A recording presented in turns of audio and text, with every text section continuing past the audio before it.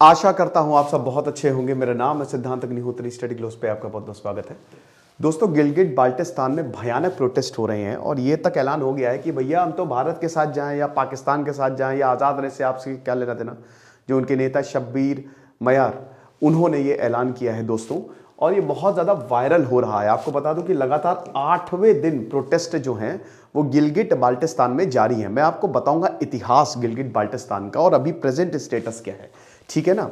तो ये देखिए, बहुत ही खूबसूरत है। ये टूरिज्म कैपिटल है पाकिस्तान की, क्योंकि आपको बता दूं जैसे भले ही हम K2 कहते हैं भारत में है, लेकिन एक्चुअल में जो, क्योंकि ये पाकिस्तान ऑक्यूपाइड कश्मीर में आता है। अब हम सबको पता है यार कि पूरा का पूरा गिलगिट बाल्टिस्तान हमारे ही भारत का है ना। लेकिन फिलहाल अगर हम बात करते हैं तो ये जो नॉर्दर्न एरिया, जिसको दशकों तक इसको बोला जाता था, ये इस समय पाकिस्तान ही कंट्रोल्ड है। और आपको बता दूं कि 10 से ज्यादा पीक्स जो कि 7000 मीटर से ऊपर है वो गिलगिट बाल्टिस्तान एरिया में आते हैं, और एक ज्योग्राफिकली बहुत बड़ा एरिया है ये। टोटल जम्मू एंड कश्मीर का एरिया जो है वो 2,22,000 स्क्वायर किलोमीटर का है, जिसमें से 1,22,000 स्क्वायर किलोमीटर जो है वो लगभग भारत के पास है और बाकी जो है वो पाकिस्तान के पास है। अब अगर हम गिलगिट बाल्टिस्तान की बात करें तो 72 क्या 73,000 स्क्वायर किलोमीटर आप मान के चलिए, ये इसका पूरा का पूरा एरिया। इसका जो एक ट्रैक्ट था शसगाम वैली, वो पाकिस्तान ने चाइना को गिफ्ट में दे दिया। पॉपुलेशन यहाँ के लगभग 14 लाख के करीब है। लिटरेसी रेट अच्छा खासा है, 72% के करीब, ठीक है। और यहाँ पे टूरिज्म, ट्रेकिंग और माउंटेनियरिंग ही जो है वो ज्यादा फेवरेबल है। देखिए दोस्तों, हम ज्योग्राफी की बात कर रहे हैं और हम सबको पता है कि ज्योग्राफी एक काफी टफ सब्जेक्ट होता है। हाल ही में मैंने एक ऐसी किताब पढ़ी जिससे मुझे ज्योग्राफी पूरी तरीके से समझ में आ गई, और यह किताब थी ओसवाल बुक्स की NCERT। आपको बता दूं कि सबसे बड़ी बात, कोई भी एग्जाम, अगर किसी भी एग्जाम की आप तैयारी कर रहे हैं तो मैं ये रिकमेंड करूंगा कि जो ओसवाल बुक्स है वन सॉल्यूशन फॉर ऑल है, क्योंकि इसमें 6th से 12th तक की NCERT आपको एक ही जगह मिल जाएगी। और सबसे बड़ी बात है भाई, माइंड मैप से लेकर वीडियोस से लेकर आप सीधा का सीधा कोड स्कैन करें, सब कुछ खुल जाएगा, वीडियोस खुल जाएंगे। माइंड मैप्स बहुत ही जबरदस्त तरीके से दिए हुए हैं, अप्रोच दी हुई है, इंपॉर्टेंस ऑफ NCERT दिया हुआ है कि क्यों NCERT सबसे इंपॉर्टेंट है किसी भी UPSC, मतलब किसी भी अगर आप एग्जाम की तैयारी करते हैं तो NCERTs आर मस्ट, ठीक है। और अगर हम फीचर्स की बात करें तो सबसे पहले तो अप्रोच हमको पता नहीं है, जो ये किताब बहुत अच्छे से आपको समझाती है। दूसरी चीज, MCQs, multiple choice questions, geography, right left centre, 6 to 12 सब कुछ दिया हुआ है। साथ ही साथ पूरा का पूरा NCERT सिलेबस जो है ये कंप्लीट करती है। इसके बाद अगर हम UPSC की बात करें, स्टेट PCS की बात करें, कहीं पे भी अगर आप स्टेट PSC की, पब्लिक सर्विस कमीशन की तैयारी कर रहे हैं, तो ये किताब कॉम्प्रिहेंसिव व्यू देती है, ठीक है ना। और चैप्टर वाइज समरी आपको सारे के सारे इंपॉर्टेंट पॉइंट्स की भी मिलेगी। देन अगेन जो क्वेश्चंस है उसका भी लेवल मॉडरेट से डिफिकल्ट से इजी लेवल तक सारे लेवल के क्वेश्चंस और पूरे डिटेल्ड सॉल्यूशंस के साथ आपको इस किताब में मिलेंगे। तो मेरी पर्सनल फेवरेट है। अगर मुझे कोई भी प्रॉब्लम होती है तो मैं इस ज्योग्राफी की किताब पे, जो कि ओसवाल बुक्स की है, उन पे जाता हूं और पूरा सॉल्यूशन जो है वो आपके सामने रखता हूं। तो देर किस बात की, डिस्क्रिप्शन और कमेंट बॉक्स में लिंक दिया हुआ है बुक का, जरूर विजिट करें, आपको बहुत ज्यादा फायदा होगा और सारे के सारे एग्जाम्स निकलेंगे। ये देख सकते हैं आप, इस तरीके के हालात जो हैं इस समय हमको दिखाई दे रहे हैं गिलगिट बाल्टिस्तान में। अगर हम गिलगिट बाल्टिस्तान की बात करें दोस्तों, तो थोड़ा हम इतिहास में चलते हैं। देखिए ये किसके पास है, ये इस समय पाकिस्तान के पास है। इसको दशकों तक नॉर्दर्न एरियाज बोला जाता था। 1970s के करीब, 1974 टू बी प्रिसाइज, शायद वही है जब ये गिलगिट और बाल्टिस्तान अलग अलग थे, इनको बाद में मर्ज किया गया। देखिए वैसे तो ये भारत के पास थे। 1839 में हम सबको पता है महाराजा रंजीत सिंह, पूरा पंजाब एम्पायर, मतलब सिख एम्पायर जो है वो पूरा यहां तक जाता था। महाराजा रंजीत सिंह ने पूरे सिख एम्पायर को यूनाइट किया, मतलब एक तरीके से यूनिफाई किया, और भारत के सबसे महान सम्राटों में से एक थे महाराजा रंजीत सिंह। किसी की हिम्मत नहीं होती थी इतनी बड़ी फौज खड़ी करनी थी कि ब्रिटिशर्स के भी पसीने छूट जाते थे। लेकिन जब उनका देहांत हुआ दोस्तों, तो हम सबको पता है फिर फर्स्ट एंग्लो सिख वॉर हुआ 1846 में, सेकेंड एंग्लो सिख वॉर के बाद सब कुछ बढ़ गया।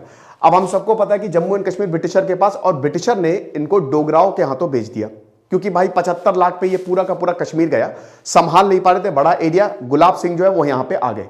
अब देखिए चीजें चलती रही, ठीक है, चीजें चलती रही, और 1913 में हम ये देखते हैं कि स्काउट्स की स्थापना होती है यहां पे, ठीक है, जिसमें गिलगिट स्काउट्स इनको बोला गया था, ठीक है।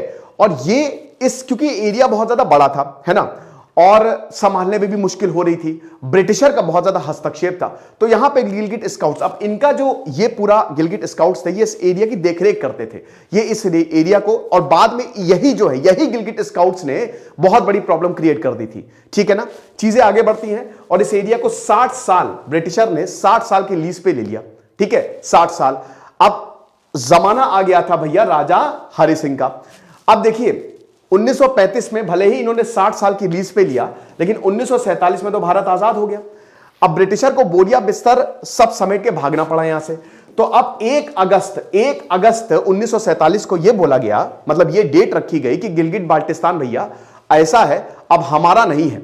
ब्रिटिशर ने अपने हाथ खींच लिए कि हमने भले ही लीज पे लिया था, लेकिन अब गिलगिट बाल्टिस्तान हमारा नहीं है, क्योंकि देखिए अब ब्रिटिशर बहुत ही चालाक थे। उन्होंने ना भारत के साथ गए ना पाकिस्तान के साथ गए, उन्होंने गिलगिट बाल्टिस्तान को हरि सिंह को सौंप दिया कि भैया आप रखो, आपको जो करना है करो। अब हरि सिंह आपको पता है पशोपेश में कि भारत के साथ जाए कि पाकिस्तान के साथ जाए, पाकिस्तान के साथ जाने का तो कोई मतलब ही नहीं था। उन्होंने भारत के साथ में बोला कि भाई अभी बहुत टाइम है इंस्ट्रूमेंट ऑफ एसेशन में, तो हम बाद में चले जाएंगे, फिलहाल अगर हम आजाद रहते हैं, अगर कश्मीर आजाद रहता है, कश्मीर आज पूरा का पूरा यही 2,22,000 स्क्वायर किलोमीटर का एरिया, अगर हम पूरी तरीके से आजाद रहते हैं तो इससे मेरी आधिपत्यता जो है वो कायम रहेगी, ठीक है, मेरी रियासत मेरे पास ही रहेगी। लेकिन ऐसा हुआ नहीं। 22 अक्टूबर को पाकिस्तान ने ऑपरेशन गुलमर्ग लॉन्च कर दिया। एक ऑफिसर थे, वैसे तो कर्नल HS स्कॉट ने बहुत बड़ा रोल प्ले किया।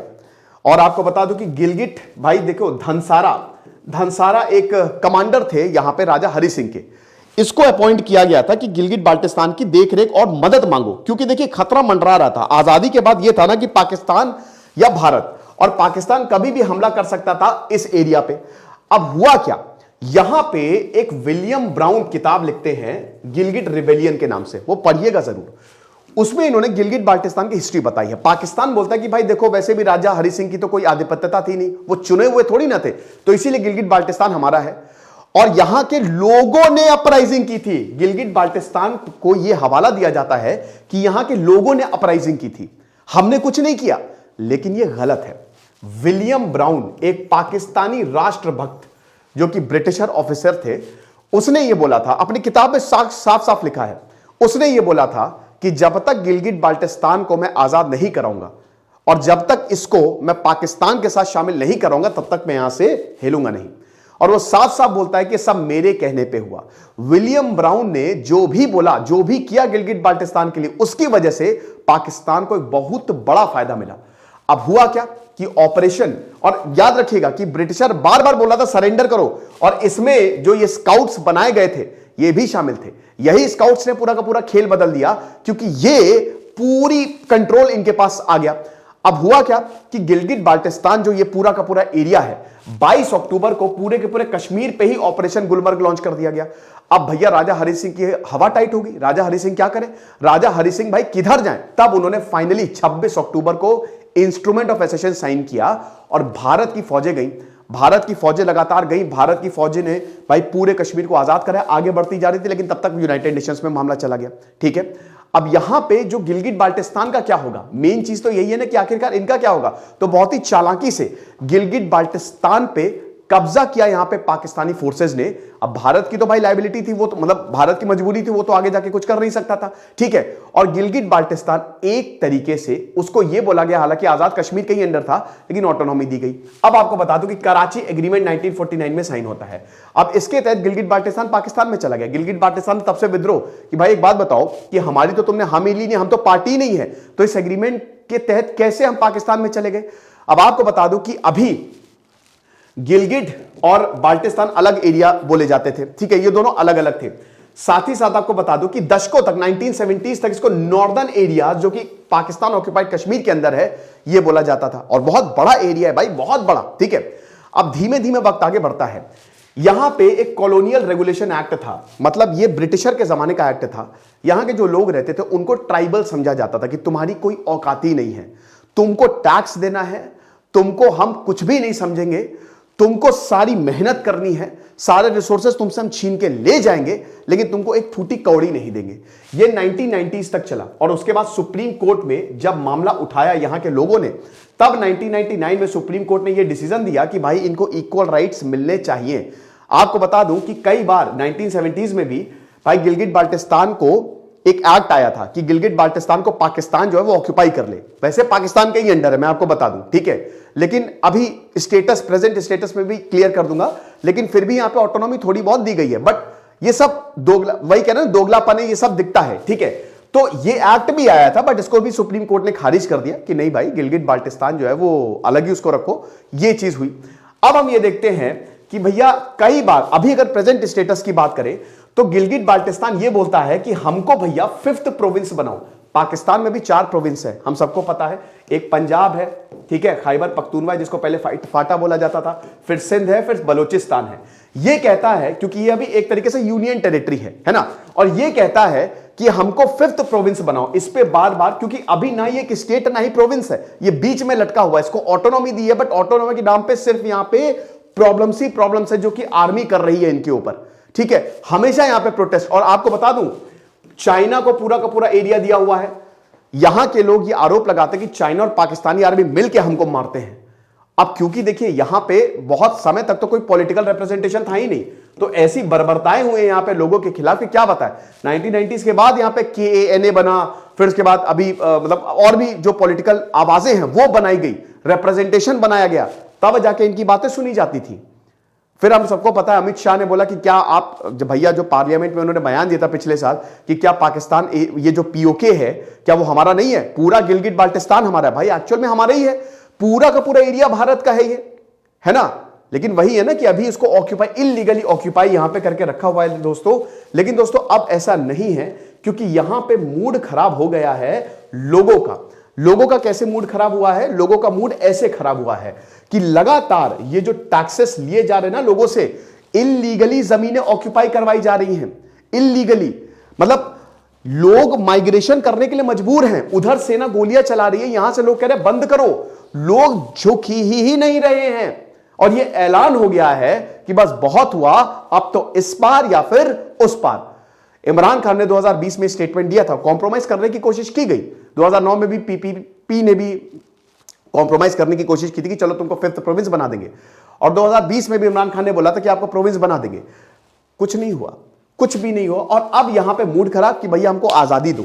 अब आप देख सकते हैं ये जो chairman of national equality party जो वहां की सबसे बड़ी है, ठीक है, जम्मू कश्मीर गिलगिट बाल्टिस्तान लद्दाख, उन्होंने बोला कि यहां पे हैशटैग गिलगिट बाल्टिस्तान प्रोटेस्ट जो है वो लगातार 8 दिन से चल रहे हैं। यादगार हैशटैग स्कर्दू, ये सबसे बड़ा शहर है वहां का, hashtag Pakistan on the issues of illegal land occupation. आपको बता दूं कि इलीगल लैंड ऑक्यूपेशन इनकी जमीनों को ऑक्यूपाई करता जा रहा है। पाकिस्तान को पता है कि इस तरीके से नहीं, चलो अगर सीधी उंगली से घी नहीं निकला तो उंगली टेढ़ी कर लेते हैं।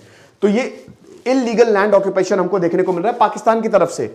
सब्सिडीज को खत्म किया जा रहा है, क्योंकि ट्राइबल इनको सब्सिडीज मिलती थी, खत्म किया जा रहा है पूरी तरीके से। इलेक्ट्रिसिटी प्राइसेस लगातार बढ़ते जा रहे हैं, और वैसे भी बिजली यहां पे आती नहीं है। जो लॉज इंप्लीमेंट किए जा रहे हैं, टैक्सेस, एक रेगुलेशन आया था, ये टैक्स रेगुलेशन ये 2022 में आया था, उसमें यह था कि अनफेयर टैक्सेस नहीं लिए जाएंगे, बट फिर से इसको हटा दिया गया है, जिसकी वजह से पाकिस्तान में लगातार यही बातें चल रही है कि बेटा अब होगी हालत खराब। तो ये जो इनका मीडिया आउटलेट है बाद-ए-शिमल, इन्होंने ये रिपोर्ट किया है कि यहां के जो लोग हैं वो लगातार protest, heavy taxation, illegal land occupation, basically ये सबसे मेन मुद्दा है। क्योंकि यहां पे जो लैंड ऑक्यूपेशन हो रहा है ना, उसकी वजह से लोगों के पास रहने के लिए जगह नहीं है, उनके घरों को इलीगली ऑक्यूपाई किया जा रहा है। तो अब ये जो गिलगिट बाल्टिस्तान रेवेन्यू टैक्स है, जिसको पहले खत्म कर दिया गया था, लेकिन फिर से इसको रिवोक किया गया, ठीक है, कि बहुत सारी चीजों पे तुमको टैक्स, अब यहां के लोग गरीब हैं, कहां से पैसा लेके आएंगे? तो अब यही बताया है कि ये जो क्राइसिस हुई है ना, लगातार जो लोड शेडिंग और ये फ्लोर क्राइसिस, आटे को लेके बहुत बवाल हो गया है। साथ ही साथ आपको बता दूं कि ये जो टैक्सेस और इलेक्ट्रिसिटी को लेके बहुत ज्यादा, एनर्जी को लेके बहुत ज्यादा बवाल हो गया है। ये हर दिन जैसे जैसे दिन गुजरता जा रहा है इंटेंसिफाई। क्यों इंटेंसिफाई? प्रोटेस्ट हुआ, आर्मी आ गई, आर्मी ने मारना शुरू कर दिया, इधर से और लोग आ गए, और मारो, हम गोली खाने आए हैं, फिर आर्मी ने गोली चले और लोग आ गए। तो ये प्रोटेस्ट लगातार इंटेंसिफाई होता जा रहा है। अब आपको बता दो, इससे पहले लोकल ट्रेडर्स और जो पॉलिटिकल और सोशल ऑर्गेनाइजेशंस है, उन्होंने भी स्ट्राइक जो है 28 दिसंबर को की थी। लेकिन अभी दोस्तों जो आम जनता है वो जुड़ती जा रही है, आम लोग जुड़ते जा रहे हैं कि बेटा हम आए हैं गोली खाने, आओ दो मार जाओ, देखते हैं, खत्म करो हमको। सोशल मीडिया पर लगातार रिपोर्ट्स जो है इस तरीके से आ रही हैं। और देखिए ये जो खालसा सरकार लॉज है, ठीक है, लैंड ग्रैबिंग, अब ये लगातार इसका पाकिस्तान मिसयूज कर रहा है। भाई देखिए कानून है इनका, राज इनका चलता है, तो इनको लगता है हम कुछ भी करेंगे तो चल जाएगा, बट ऐसा तो होता नहीं है। तो यही हिसाब किताब है। और इसी बीच ये भी स्टेटमेंट इनके नेता दे रहे कि हम भारत के साथ जाएंगे, हम पाकिस्तान के साथ जाएंगे, हम आजाद रहेंगे, तुम कुछ नहीं बोलोगे। भारत का यहां पे नाम आना दोस्तों ये बहुत बड़ी बात है, क्योंकि इनडायरेक्टली ये एक तरीके से ऐलान है कि बेटा ये भी ऑप्शन है, हम भारत के साथ जा सकते हैं। समझ रहे हो? तो ये हिसाब किताब है। पाकिस्तान की हालात बहुत ज्यादा खराब हो गए हैं, इकोनॉमिक क्राइसिस बुरी, एक तरीके से कोलैप्स, ऊपर से ये इंटरनल जो मैटर है ना, मैंने देखिए ये ज्यादातर एक्सपर्ट्स का कहना है कि पाकिस्तान टूटेगा, बहुत मुश्किल है इनका सरवाइव करना। बाकी Oswal books, NCERTs, one for all solution, UPSC और स्टेट पीसीएस के लिए ज्योग्राफी आपके टिप पे होगी, अप्रोच कैसे करेंगे आप, साथ ही साथ एमसीक्यूज जो कि हर एग्जाम्स में आपके काम आएंगे, और इंपॉर्टेंस क्या है ज्योग्राफी की, ये सब कुछ आपको मिलेगा एक ही किताब में। अब आपको इधर उधर भटकने की जरूरत नहीं है। तो डिस्क्रिप्शन और कमेंट बॉक्स में लिंक दिया है, क्लिक करें, किताब को अवेल करें, परचेस करें, बहुत ज्यादा फायदा मिलेगा। दिस इज सिद्धांत अग्निहोत्री साइनिंग ऑफ।